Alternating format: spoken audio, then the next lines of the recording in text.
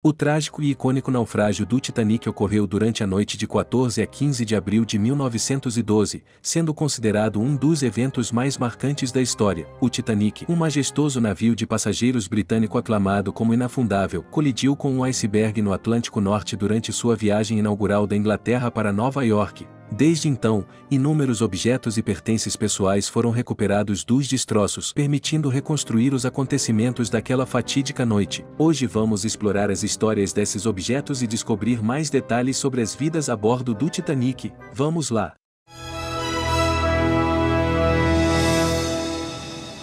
Relógios de bolso.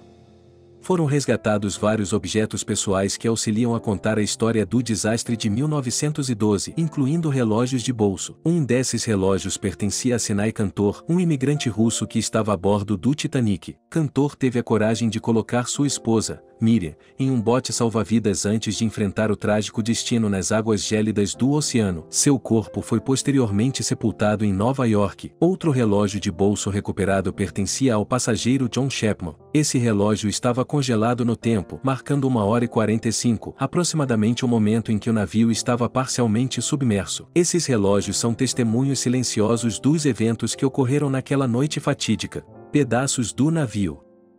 Ao longo dos anos, não se limitaram apenas a pequenos objetos as descobertas feitas a partir dos destroços do Titanic. Em uma expedição realizada em 1998, foi encontrado um imponente pedaço da estrutura do navio, medindo impressionantes 35 metros de comprimento e com um peso estimado em 15 toneladas. O estado surpreendentemente preservado em que se encontrava é um testemunho da engenhosidade e qualidade da construção do Titanic, que estava à frente de seu tempo. Após um minucioso trabalho de restauração, esse pedaço do casco do navio foi cuidadosamente exibido em uma exposição dedicada ao Titanic, localizada em Las Vegas. Por meio de avançadas simulações de computação gráfica, os pesquisadores conseguiram identificar a localização original desse fragmento. Descobriu-se que ele fazia parte das cabines 79 a 81 do navio. Embora nessas cabines não houvesse passageiros durante a fatídica viagem, cabines próximas abrigavam um famoso produtor de teatro e um grupo de jornalistas ingleses que, infelizmente, não tiveram a sorte ao enfrentar aquela trágica madrugada. Chaves.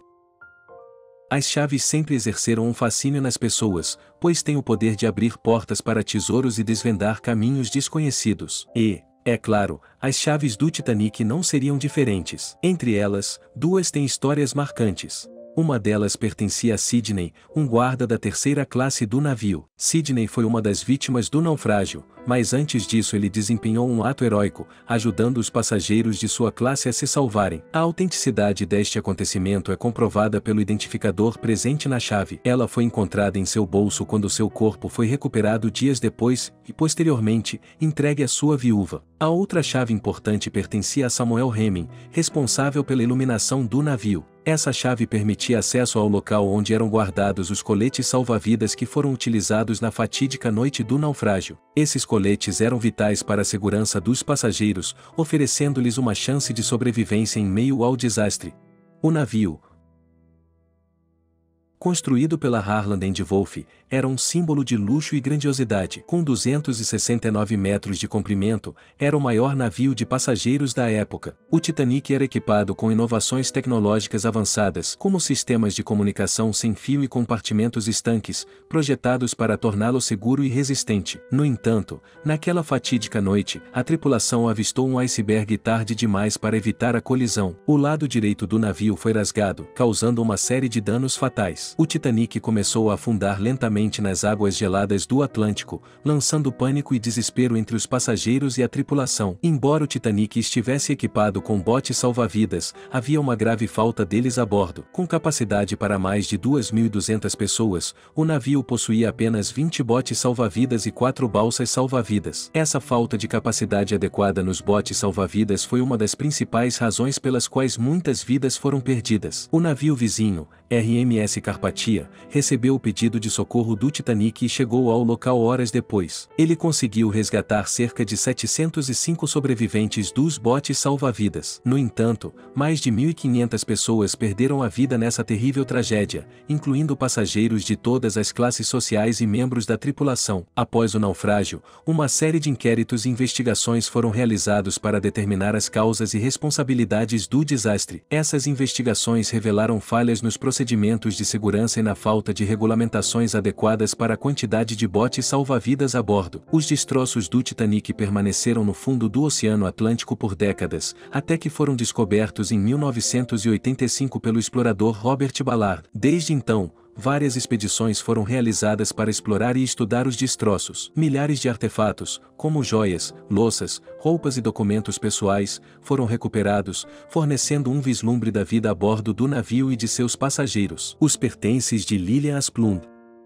Lilian Asplund, uma sobrevivente sueca do Titanic, viveu até os 99 anos de idade. Quando ela embarcou no navio, com apenas 5 anos de idade, estava acompanhada de sua família, e ela foi a última sobrevivente com lembranças nítidas daquele dia trágico. As outras 2 mulheres sobreviventes ainda vivas eram bebês na época, incapazes de recordar os eventos. Após a tragédia, Lilian guardou cuidadosamente alguns pertences que pertenciam a seu pai em uma caixa de sapatos que ficava escondida sob sua cama. Entre esses itens estavam um relógio de bolso, uma aliança e o bilhete de embarque para o Titanic. Além disso, a caixa continha uma carta de despedida de sua mãe e alguns bilhetes que detalhavam os planos futuros da família na Califórnia após a conclusão da viagem. Os últimos coletes salva-vidas.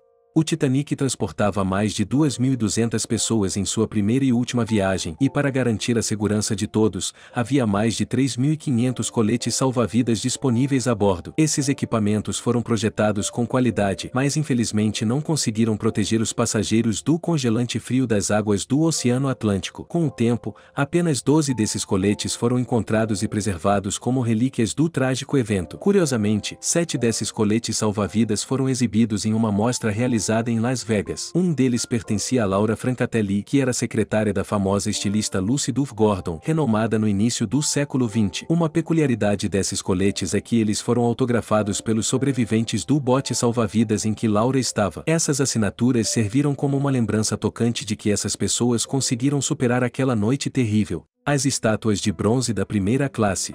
Alguns passageiros se recusaram a aceitar que o supostamente inafundável Titanic estava afundando, teimosamente recusando-se a abandonar a segurança do navio por botes salva-vidas que pareciam arriscados. Muitos se reuniram ao redor da grande escadaria, e é por isso que este querubim de bronze é um lembrete tão comovente da tragédia. Em determinado momento, a água invadiu a cúpula acima e correu pelas escadas da grande escadaria até o fundo, onde o querubim de bronze estava posicionado. Um pé do querubim de bronze estava preso à base e se soltou. Anos mais tarde, ele foi encontrado nos destroços no fundo do oceano, onde o Titanic permanece há mais de um século desde seu naufrágio. O último violino. Durante o trágico naufrágio do Titanic, um grupo de corajosos músicos da orquestra contratada para entreter o navio continuou tocando seus violinos, buscando acalmar os passageiros em meio ao caos que se instaurava. Essa nobre ação fez com que eles não tivessem tempo para buscar os barcos salva-vidas e garantir sua própria sobrevivência. Ao lado de uma das vítimas, foi encontrada uma mala de couro que pertencia ao violinista Wallace Henry Hartley. Durante muito tempo, houve dúvidas se essa mala realmente havia estado a bordo do Titanic. No entanto, após minuciosas análises, foi confirmado que ela pertencia a Hartley graças a uma pequena placa de metal encontrada em seu violino. Essa placa foi encomendada pela viúva de Hartley, Mary Robinson, e nela estava gravada a mensagem para Valise: por ocasião do nosso noivado, Mary. As condições do violino, que havia sido fabricado em 1910, coincidiam com as dos demais objetos recuperados do Titanic, apresentando sinais de deterioração causados pela água salgada do oceano. O bracelete de M.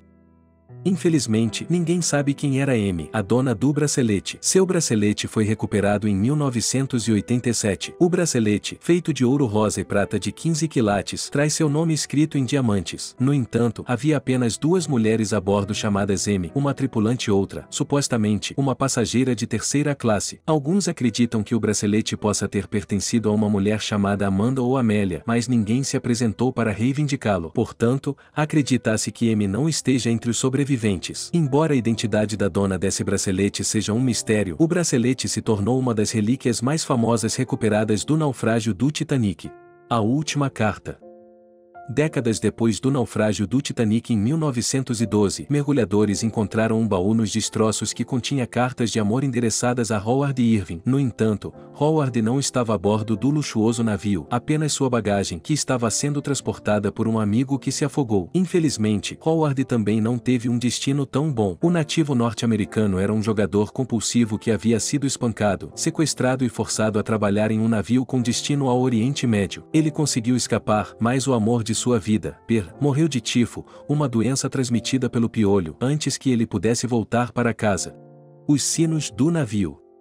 Os sinos desempenharam um papel crucial ao alertar a tripulação sobre o iceberg iminente e ajudar nos preparativos para a evacuação do navio diante do desastre iminente. Foi o marinheiro Frederick Fleet quem avistou o iceberg e tocou o sino do mastro principal 3 vezes para dar o alerta. No entanto, infelizmente, o naufrágio era inevitável. Apesar da tristeza que envolve o episódio, esse sino se tornou uma parte significativa da história do Titanic. Após ser recuperado durante uma expedição no fundo do mar, ele encontrou um lar permanente no Museu Titanic, localizado nos Estados Unidos. Como um símbolo tangível dos eventos trágicos que se desenrolaram naquela fatídica noite, o sino representa a importância de estar alerta e tomar medidas diante de perigos iminentes. Esses objetos recuperados não são apenas itens valiosos, mas também lembranças preciosas de uma história que nunca deve ser esquecida. Eles nos lembram das vidas perdidas e das lições aprendidas com essa tragédia. Ao preservá-los e exibi-los em museus, podemos honrar a memória daqueles que estavam a bordo do Titanic, compartilhar suas histórias e manter viva a memória desse evento marcante da história marítima. Se você gostou do vídeo, clique no botão de gostei e se inscreva no canal para não perder novos vídeos incríveis como esses que estão aparecendo na tela. Clique em um deles para continuar assistindo.